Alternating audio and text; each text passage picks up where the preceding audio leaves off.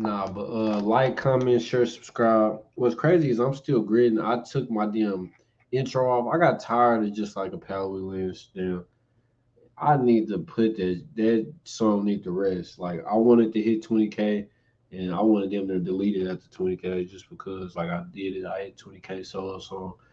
I grinded years for that shit. Whenever it's just like I got so much other shit to where it's like you got to be able to drop every day. Like music ain't for me because I got to drop every day or every week or some shit. So I would have to have like a Dex career, like, and I would go crazy on some Dex career type shit. I would have kept my same flow. It do it different. My bad, y'all. We gonna start. The Dolphins signed Tyler Huntley off the Ravens practice squad. Tua is seeing a neurologist, and retirement is not in consideration after suffering his third documented concussion. And What? And Chad said, "I told you." instead, he's in concussion protocol, working to get cleared for a return. Mike McDaniel said there hasn't been any decision placed on whether Tua would be placed on injured reserve. He's doing well today, and we take it day by day. He's smiling with his teammates. He's working with trainers and the medical staff diligently. I like the choice. I like the choice. I think for those in the chat that have watched Tyler Huntley play, understand what they're getting. At some point, maybe a week, maybe two, depending on how long he takes to learn the playbook. There's so much that the Dolphins could be able to do with him. He's a dual threat quarterback. He's a good thrower of the ball. He is someone that can get the ball to Waddle, to Tyreek.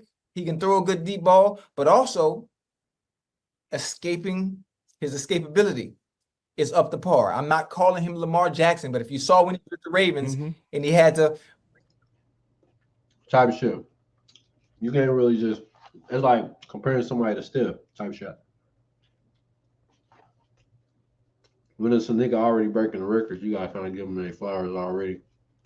But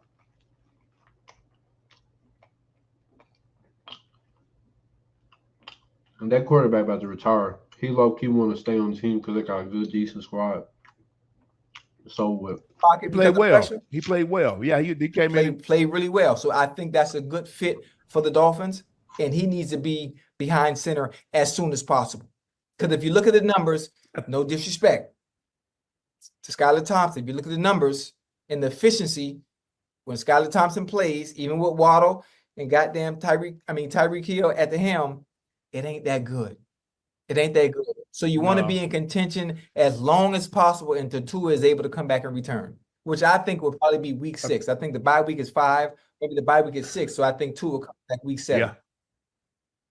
I think the thing is, Ocho, is that I think Tua had a concussion that wasn't diagnosed. Remember, he got that concussion and they say, oh, it was his shoulder. He was stumbling and his offensive lineman. And then he come right back out there that Thursday night against Cincinnati and get slammed. And we saw. And if I'm not mistaken, I think he had one at Alabama. It's tough to leave something not on your terms. Especially this early. This early? After I just got paid?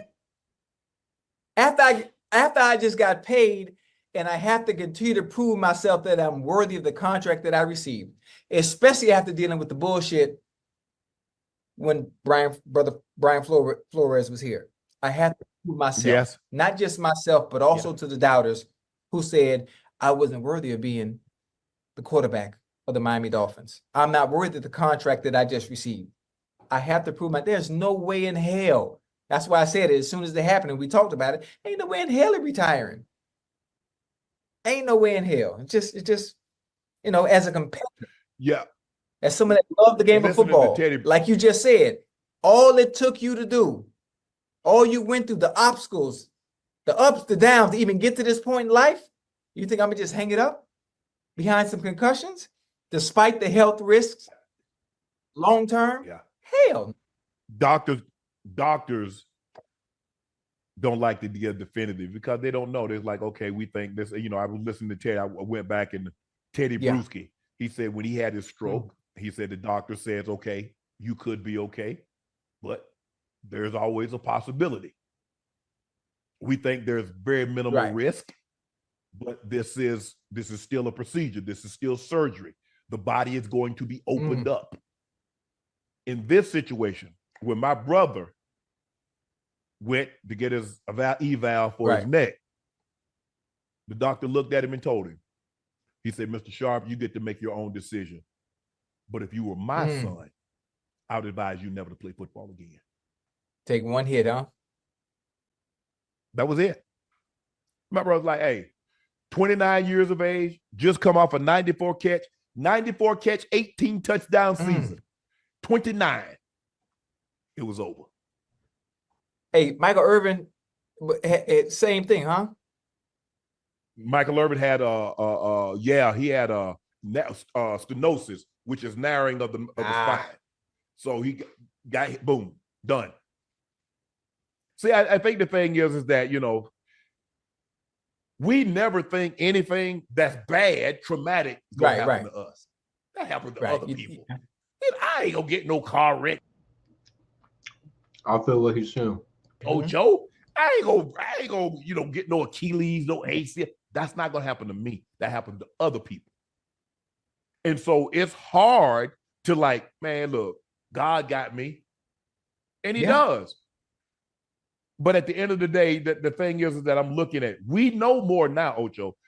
They know more now. Doctors know more. The players know more now than they did in the 60s, 70s, 80s, 90s, even the 2000s. And you know what, Ocho? 10, 15 years from now, they'll know even more. It's amazing how far medicine and science has come just in the last 10 years. I mean, when they used to do hip surgery, they used to cut the glute. They used to cut the muscle. Now all they do is just move it to the side. They come in through the front. They don't go in through the back no more. That's how far the advancement, the types of material that they use last longer, sturdier. Hey, and speaking of, I just want to throw this little tad bit out there real quick, since I heard you say medicine and we science and, you know, can I honestly say I think there's a cure for everything? Can I say that? Is it okay for me to say that? Ain't no money in the cure. The money is in the treatment. And the research. Okay, I just want to make sure we're on the same page. So I'm gonna close I just want to make sure we're on the same page. Why the hell would I cure you? I want you to be reoccurring. I want you to keep coming back. I don't want to clear no high blood pressure. I don't want to cure no. I want to cure. Come on, man. Come on now. I just want to make sure we're on the same page now, so I can close my book. Shit, that's what I'm talking about. I just want to make so you know. Ooh, speaking of injuries, Ocho, the already depleted 49ers offense took another hit. Debo Samuels will miss a couple of weeks due to a calf strain. Debo led the 49ers with 8 catches for $110 and a 23-17 loss to the Vikings. Debo told Coach Shanahan that he thinks he injured the calf while making a short catch late in the game. Losing Samuel leaves the 49ers without another one of their biggest sources of production on offense. Remember, they're already down Christian McCaffrey out the first 2 games. He's on and it looks like he got a Achilles tendonitis and calf issues, and now Debo's down. The question I have for you, are they in trouble? Nah, they're gonna be all right. You know, you got Ricky finna come back. You have Juwan Jennings, who is also capable of making big plays. Obviously, more so in the blocking game, but he's an adequate receiver that can get open when need be. Did you say Ayuk was hurt? No, Ayuk not hurt. Okay. But he hadn't been involved that I thought he should. Now, remember last year when Debo went out, he stepped up, played unbelievable. Purdy was looking for him. So he's going to have to go back to that. He's going to have to go back to because no Debo, no Christian McCaffrey, they're still going to be able to run the football. But in the passing game, you're going to have to lean. You're going to have to rely a little bit more on Ayuk. You're going to have to rely a little bit more on Kittle. Like you said, Jennings played really well. He's made some big time catch. He can make some big time catch. The rookie's coming in. The rookie from Florida. I think he'll be back. Pearsall. Yeah, Ricky, he'll be back this week. So I think they'll be fine. Listen, goddamn Shanahan is so goddamn creative offensively, knowing how to manipulate the offense and the formations to be able to get the players open with understanding of their strengths and their weaknesses and what they're good at and what they're not. I think they're gonna be fine. I hope so. Because Chad, you got them seeing that he got the best coach and they got the best squad, damn near. I hope so. Some more bad news for the defending two-time defending champs in their quest to three-peat. Isaiah Pacheco also suffered a fractured fibula in the win over the Ouch. Bengals. Will undergo surgery this week. Pacheco injury comes after Chief already lost Hollywood Brown, what looks like for the foreseeable future, and could be gone for the entire season. Clyde Edwards-Helaire is also on the reserve non-football illness list. Reed told reporters on Monday that currently plans to go to guys we have now, but added Beach could look to add a veteran. Chiefs are hosting a familiar face on Tuesday, Kareem Hunt. Hunt spent his first 2 years with the Chiefs before playing the last 5 years with the Browns. That's a good pickup, though. Listen, you know why? Because he knows the goddamn offense. The offense hasn't changed, so you're just picking up where you left off when you left there. So that's a good pickup. They might need to go get Jet McKinnon too. Oh, McKinnon was there too.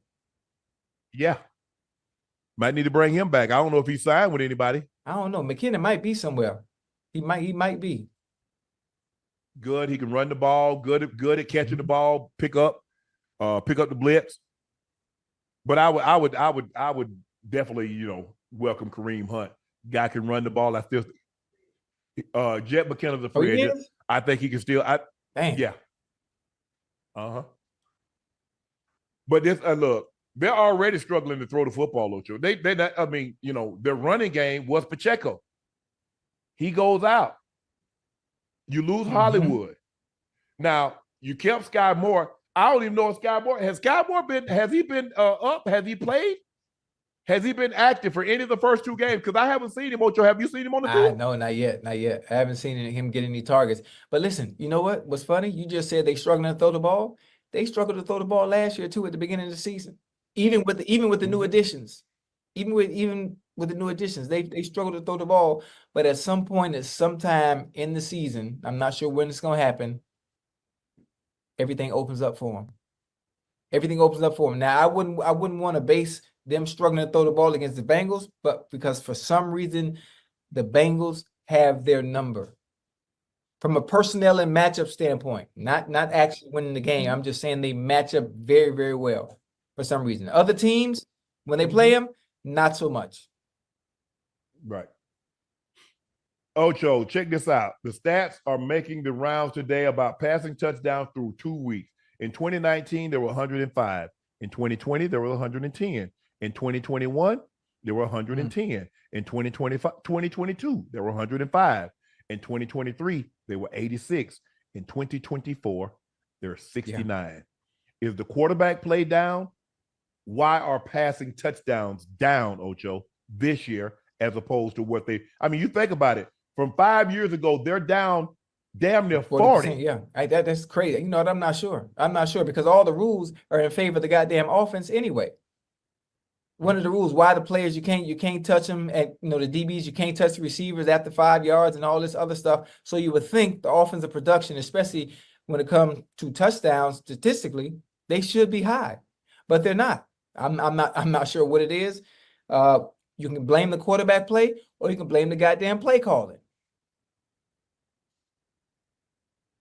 I think what it is, I think a lot of it is you got more rookies playing. Oh, okay. That's a good one. I mean, think about how many rookies we got playing. And, Brady, Peyton, a lot of the quarterbacks, like quarterback play is slipping. It's going back. They're not teaching these guys. They're just throwing them out there because they're high draft picks and they're not ready to play. I don't think the rookies throwing a touchdown this year.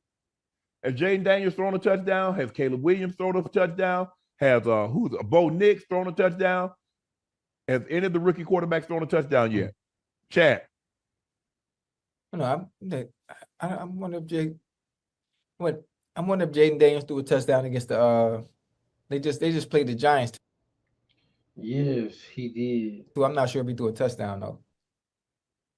Yeah, I know that they end up winning the game, but